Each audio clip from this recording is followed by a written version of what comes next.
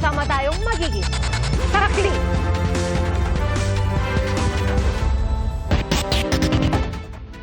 Nag-uusap lang ang dalawang estudyante nang biglang hilahin ng lalaking estudyante ang kausap niyang babae. Itinulak pa niya ang babae saka sinapak. Agad umawat ang isang lalaking guro pero nagpumiglas ang nanakit na estudyante. Nangyari po ang pananakit sa loob ng isang paaralan sa Tagkawayan, Quezon. Ayon sa pulisya, paninirang puri ng lalaking estudyante ang dahilan ng away.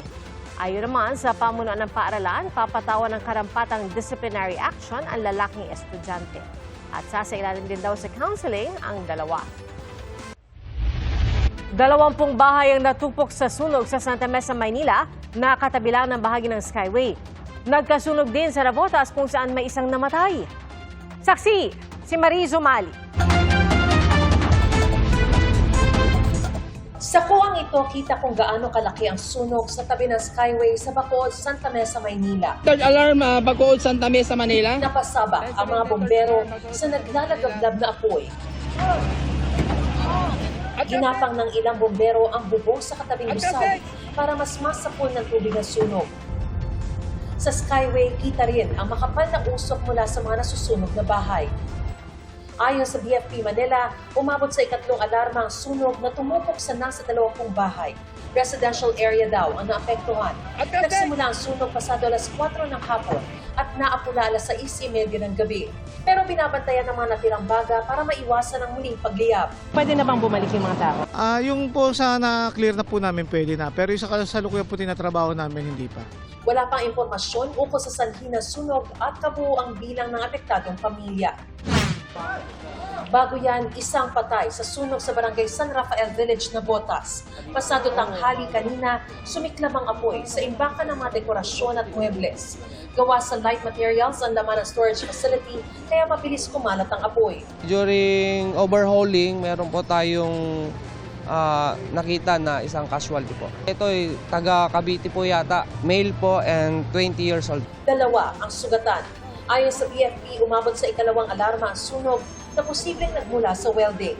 Ang tinitignan nating mga anggulo rito na possible cause of fire is yung electrical overload. Kasi yung nag-welding is possible na gumamit ng extension wire based din sa initial statement niya. So possible din na yung ignition of material caused by welding slag.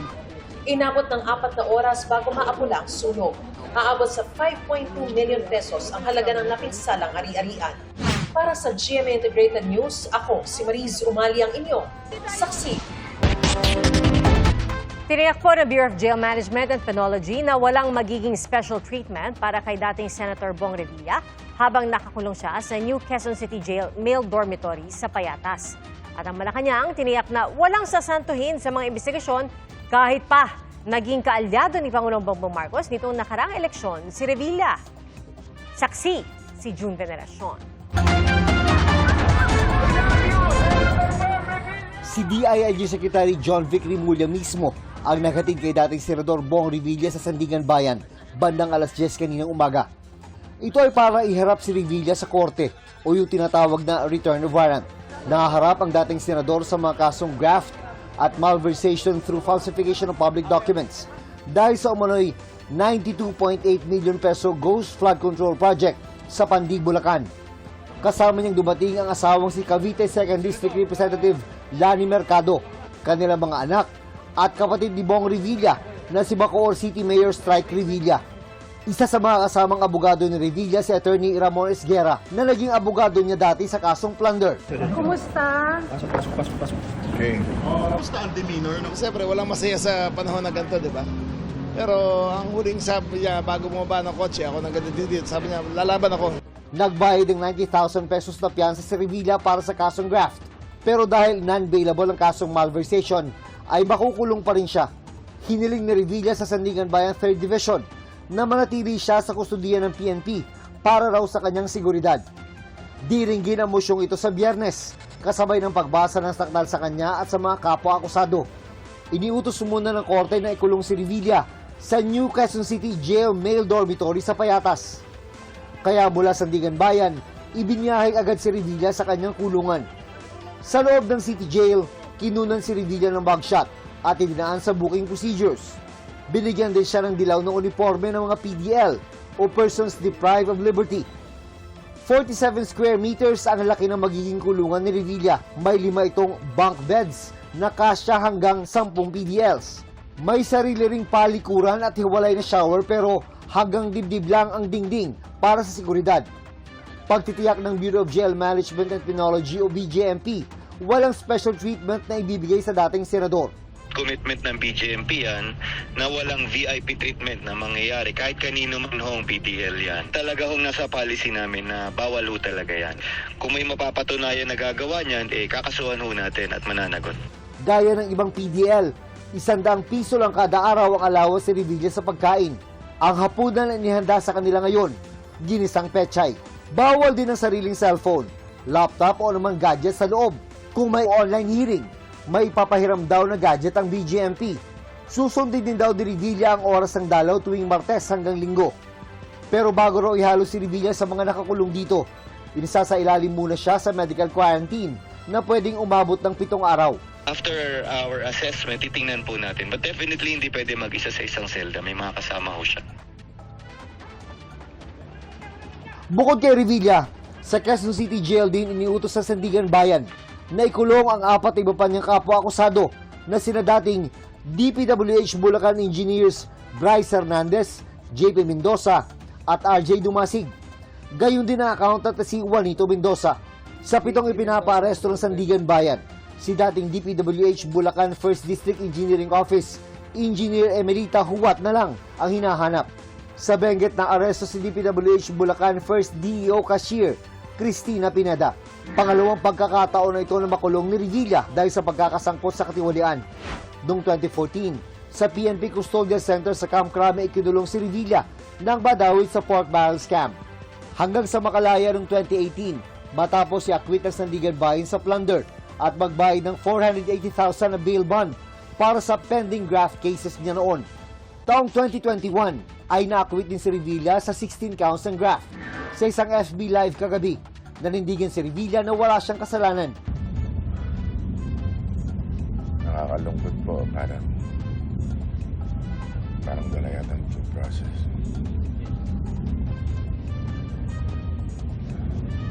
Pero ganun pa man,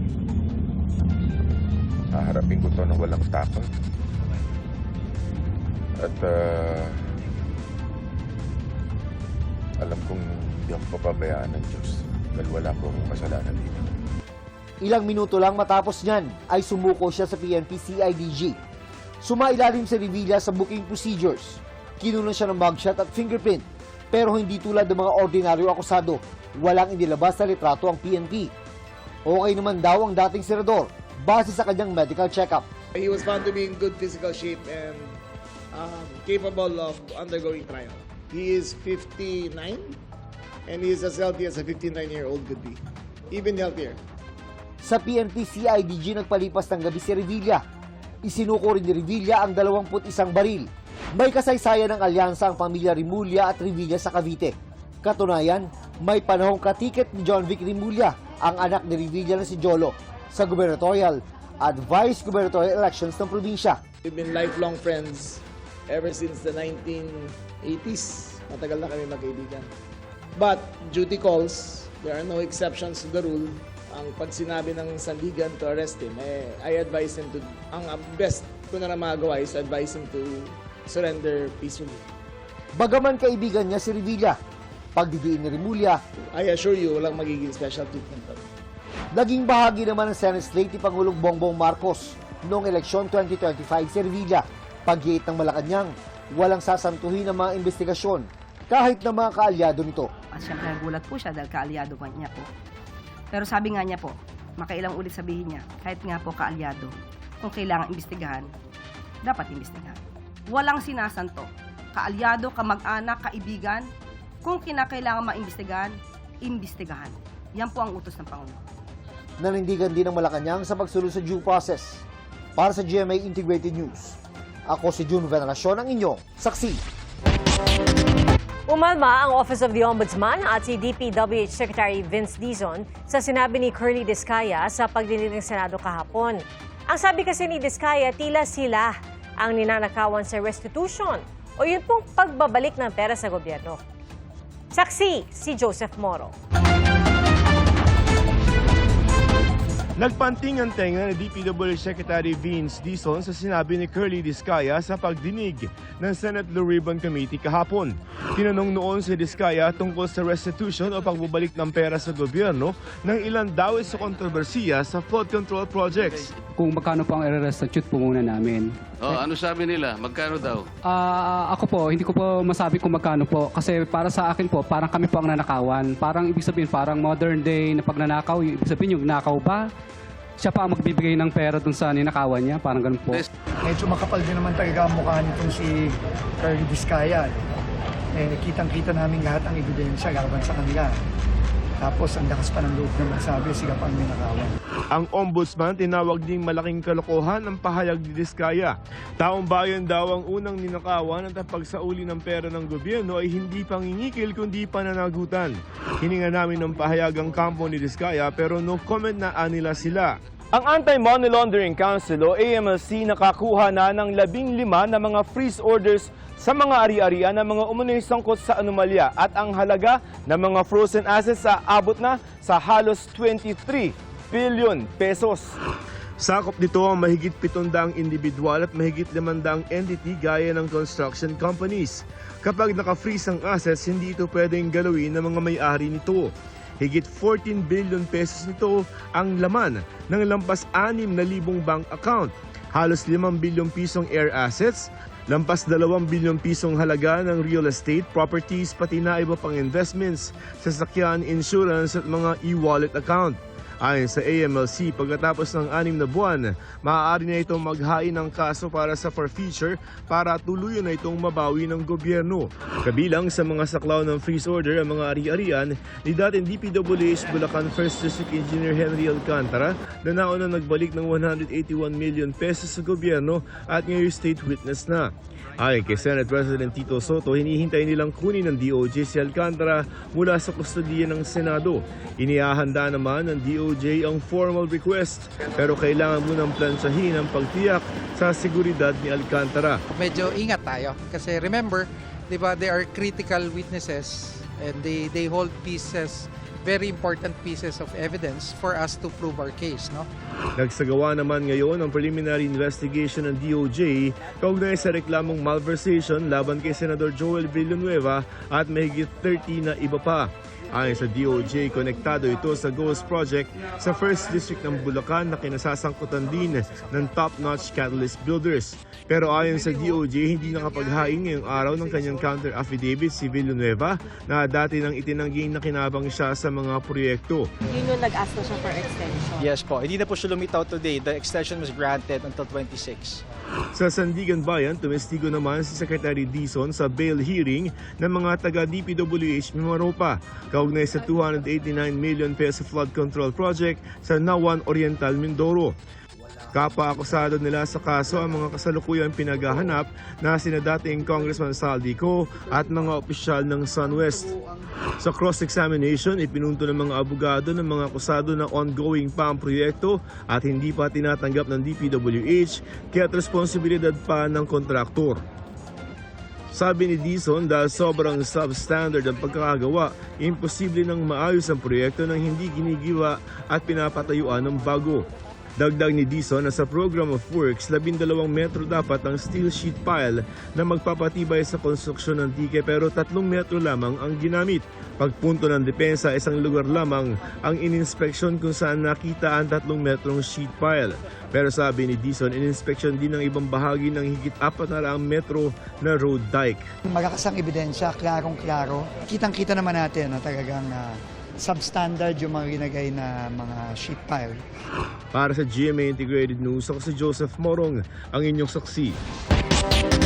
Dinala na sa Social Welfare Facility ng Maynila ang 7 kabataang nahulikam na nambugbog sa isa pang menor de edad. At ang mga nambugbog, 12 hanggang 16 anyos lang. Saksi, si Mark Salazar. po, Mayor. Oh. Grabe naman. Aray ko. Ang sakit niyan, Mayor. Mayor Isko, mga bata niyo dito. Kakaiba. Sa tulong ng videong ito na in-upload sa social media, natunto ng mga pulis ang mga sangkot sa pambubugbog sa avenida sa Maynila. 7 kabataan ang nambugbog sa isang minor de edad din. Ito pong mga 7 minors na involved ay mayroon pong 15, may 16, 13 at 12 ang kanilang mga edad po. Mga taga saan po itong mga kabataan ito? Dito lang rin po, sa area lang rin po ng Manila, sir. Yung iba po, Quiapo area, yung pong isa ay taga Baseco. So, halo-halo po sila. Yung pong isa ay yung pong biktima sa area ng Blooming Tree. According po sa kanila na magkakakilala sila. Batay sa investigasyon ng mga pulis, rest back ng 7 minor de edad ang pagkuyog sa biktima. Mayroon silang dating alitan. No? Di umano, itong isa doon sa mga nambugbog ay dating nasaktan nitong biktima ngayon. Oo, pero kamusta ho yung nagulpe? Kamusta siya ngayon? Maayos naman po siya no, nung pinuntahan natin doon sa kanilang bahay. Pero ayaw na rin pong magreklamo nitong pamilya at nung itong mismong involved na minor. Ang 7 nambugbog sa video dinala sa Social Welfare Facility ng Maynila. Wala pang pahayag ang kanilang mga magulang. Paiigtingin naman ang pagpapatupad sa curfew na mula alas 10 ng gabi hanggang alas 4 ng madaling araw para sa mga minor de edad. Mas paigtingin pa po natin yung ating police visibility at the same time, for future action natin is para ma-prevent itong mga ganitong pangyayari, magsagawa rin po kami ng mga panawagan sa bawat barangay namin upang maipaalam doon sa kanilang mga magulang na ang bawat minor ay supposedly yung ganong oras wala po sa kalsada. At kung sakali po na sila po ay mapatunayan na may pagkukulang, pwede rin po silang managot sa batas. Para sa GMA Integrated News, ako si Mark Salazar, ang inyong saksi. Umabot na sa Albayad, Zambales ang pagtugis sa #1 most wanted na si Atong Ang. Sinuyod ng otoridad ang sabungang lagi umanong pinupuntahan ni Ang sa Libon, Albay, pati ng umano'y beach house niya sa San Antonio, Zambales. Isinalbi nila roon ang arrest warrant pero walang natagpo ang Atong Ang sa parehong lugar. Ayon sa NBI, hindi sila titigil sa paghahanap. Gayon din daw ang DILG. Bagamat aminado si DILG Secretary John Vic Remulla na nahihirapan sila sa paghahanap dahil umano sa dami ng pera ni Ang. Pinagpapaliwanag ng LTO ang nag-viral na tricycle driver na nag-counterflow at tila ng asar pa ng kasalubong ng motorista sa North Avenue sa Quezon City. Natuklasing ding pasuna ang rehistro ng tricycle at ang lisensya ng nag-viral na driver. Gayunman, iginit ng tricycle driver na hindi siya nag-counterflow. Two-way raw ang kalsada noong mga oras na yon dahil isinara ang kabilang linya. Kinumpirma naman ng Quezon City Traffic and Transport Management Department na wala ngang counterflow violation ang driver. Pero nakitaan naman siya ng ibang violation. Kabilang na po dyan ang pagdaan sa National Road kahit bawal pumasada roon ang mga tricycle. Maring pinabulaan na ng Malacanang ang mga alegasyong pakawala ng Pangulo ang nagsampa ng impeachment complaint laban sa kanya. Ang reklamo tinawag ng isang mababatas na basura at mahina. Saksi, si Tina Panganiban Perez. Ang kauna-unahang impeachment complaint na inihain laban kay Pangulong Bongbong Marcos, basura kung ilarawan ni House Senior Deputy Minority Leader at Caloocan Representative Edgar Erice. Yung sinampa niya na impeachment complaint ay basura. 15 pages na walang mga ebidensya kundi mga news article. Wala ito sa forma at walang substance yung kanyang final na impeachment complaint. Kung ako ang boboto sa Committee on Justice, hindi ako magdadalawang isip na i-dismiss ito. Hindi tulad sa impeachment complaint na inihain noon laban kay Vice President Sara Duterte, ang reklamo laban sa Pangulo ay daraan sa pagdinig ng Justice Committee. Alinsunod sa dati ng nailatag na rules on impeachment ng Kamara. Because this is filed by a private individual, endorsed by a House member. Sa ngayon, kailangan muna itong ipasa ng House Secretary General sa Office of the Speaker. Hinihingan pa namin ng kumpirmasyon ng SecGen kung nagawa na ito. Kasunod niyan, dapat aksyonan ng reklamo sa loob ng 10 session days. Pagkatapos ay saka lamang magkakaroon ng 3 araw ang plenaryo para i-transmit ito sa Justice Committee. Ang pag-refer ng reklamo sa komite ang hudyat ng pagsisimula ng 1-year bar rule. At kung madismiss ang reklamo sa komite, ligtas na mula sa iba pang impeachment complaint ang Pangulo sa loob ng 1 taon. Kaya si Erice, pinagdududahan ngayon ng abogadong naghain ng reklamo at ang nag-endorso nitong si Pusong Pinoy Party List Representative, Jet Nisay. Is identified with the Garcias, who are known stalwarts of the of the NUP. At yung NUP mismo, sinabi nila na hindi sila papayag sa mga impeachment laban sa Pangulo. Wala pang tugon sa pasaringang National Unity Party at sinisay. Ang abogado namang naghain ng impeachment complaint. Itinangging ginawa niya lang ito para gumulong ang 1-year bar rule, sabay giit na hindi mahina ang inihain niyang reklamo. I have evidence. It was attached to the complaint. It is without prejudice to further evidence that might be produced later on. Giit niya, hindi siya maka-Marcos at hindi rin maka-Duterte. Bagamat may isa siyang hinawakang kaso ng partido ng dating Pangulo. How could I be pro-Marcos when in May of 2022, I actually was one of the lawyers that filed a case before the Commission on Elections to have the Duterte bloc of PDP Laban declared as the legitimate PDP Laban. Ayon sa komite, hanggat wala pa silang hawak ay hindi pa gumugulong ang 1-year bar rule at maaari pang may ibang maghain ng mas matibay na impeachment complaint. If ever there will be subsequent complaint, like what you said, by another group against the president, no?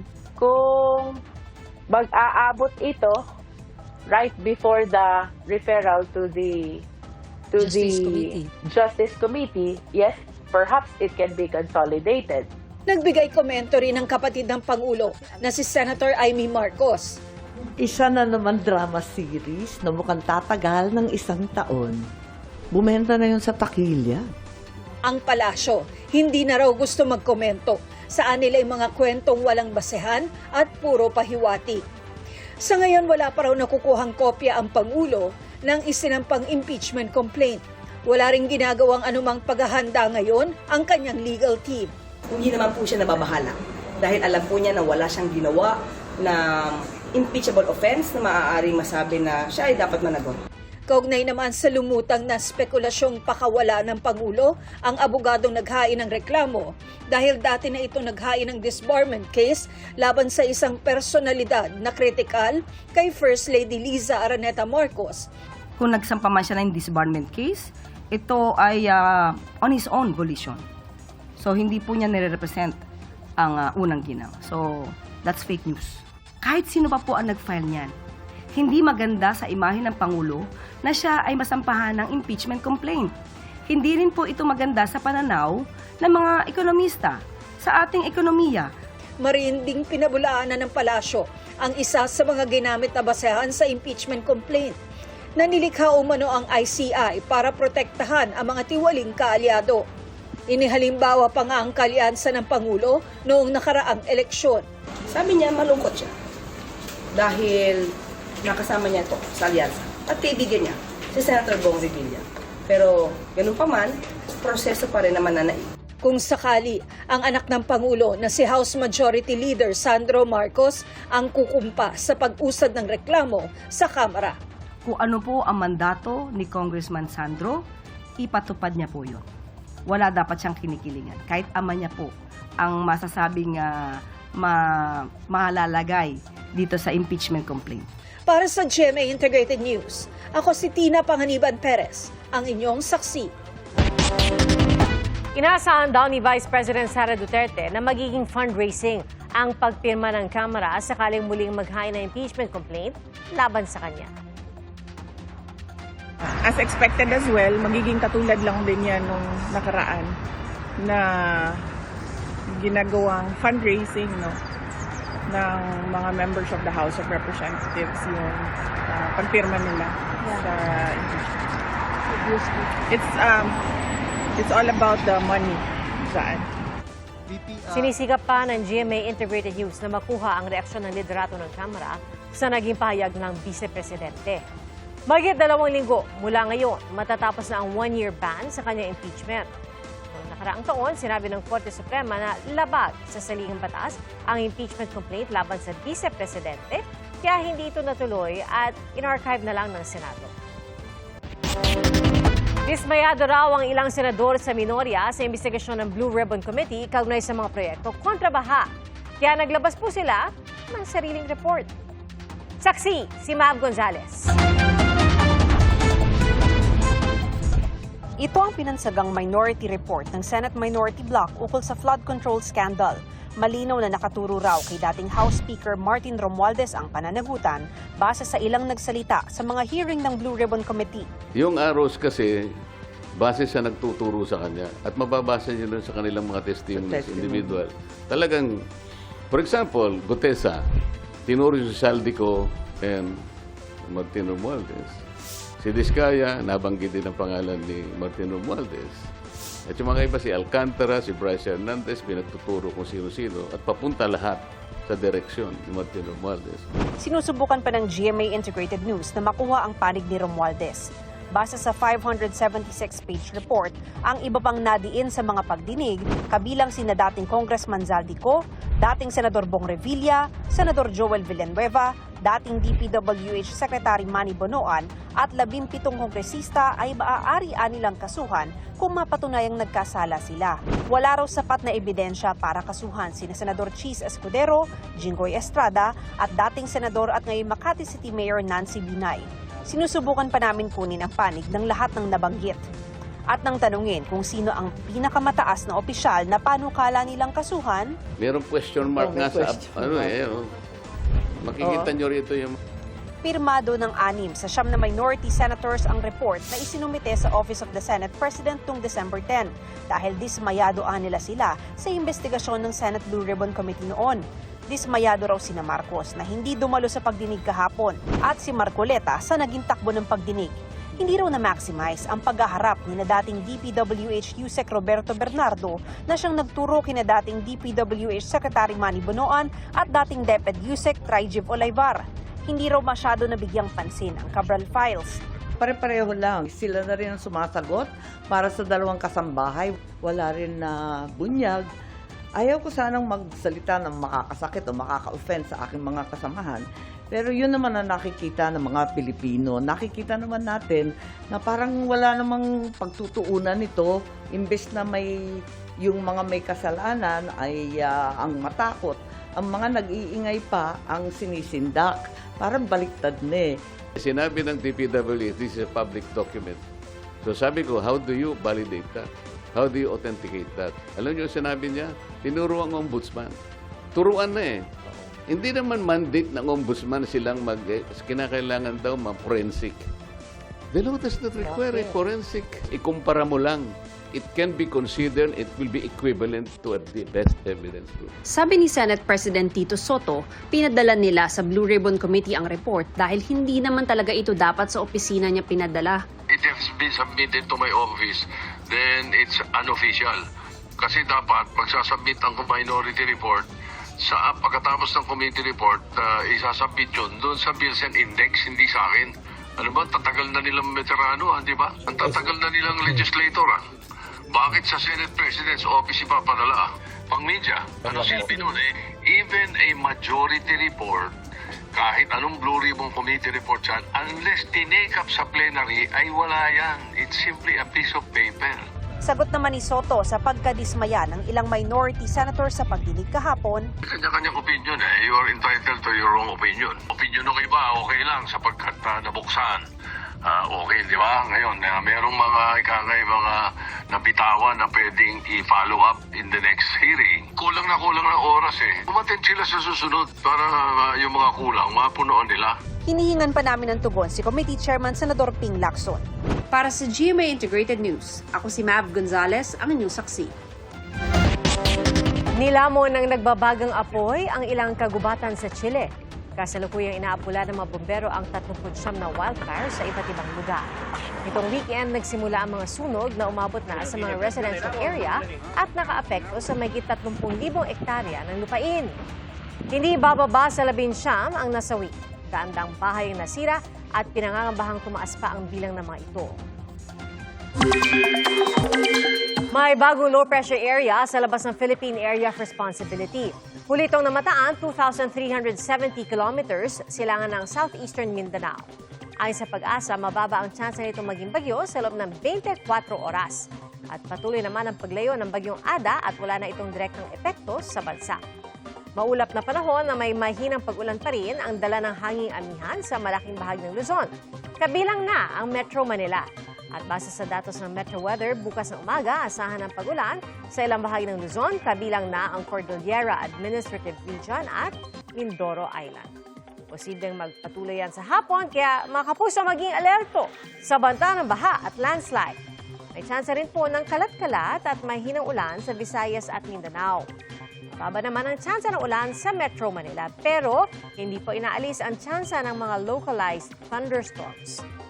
May nakataas ding gale warning sa mga baybayin ng Batanes, Cagayan, kabilang ang Babuyan Islands, Isabela, Ilocos Norte at Ilocos Sur, kaya inaabisuhan ng mga maliliit na sasakyang pandagat na huwag munang pumalaot dahil lubha po yang mapangani.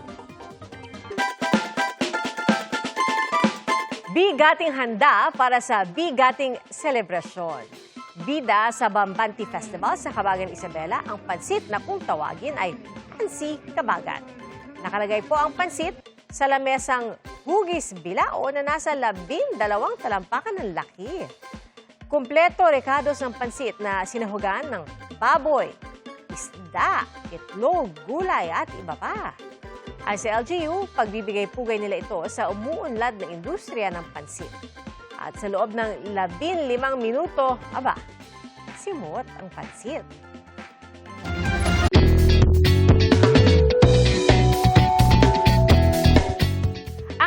Inakalang natakot sa paputok noong bagong taon, nagmukbang pala. At ang nilantakan, lechon belly sa ibabaw ng mesa. Ang pagmukbang ng asong si Chucky, nabisto nang i-check ng kanyang fur mom ang CCTV dahil napansing, naubos yung lechon belly. At tila sinamantala raw ni Chucky ang pagkakataon habang nagtatago ang ibang aso sa kwarto dahil takot sila sa paputok. Paglilinaw po nila, hindi naman daw nila ginugutom si Chucky at lalong hindi rin nila sinaktan kahit inubusan na sila ng handa. At kinagiliwan din online ang tila pagtakas naman ng isang chow-chow mula sa kanilang bahay. Ang kwento ng kanyang fur mom dahil sa sobrang abala ng mga tao sa kanilang bahay, naiwanang nakabukas ang pinto at nang hinanap nila ito, nakita nila ang alaga na nag-aabang sa harap ng maling bahay na may kaparehong itsura ng gate. Ligtas namang nakauwi ang alaga.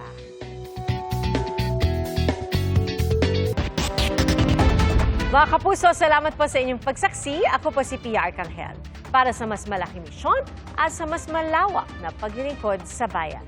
Mula sa GMA Integrated News, ang News Authority ng Filipino. Hanggang bukas, sama-sama po tayong magiging saksi! Mga kapuso, maging una sa saksi. Mag-subscribe sa GMA Integrated News sa YouTube para sa iba't ibang balita.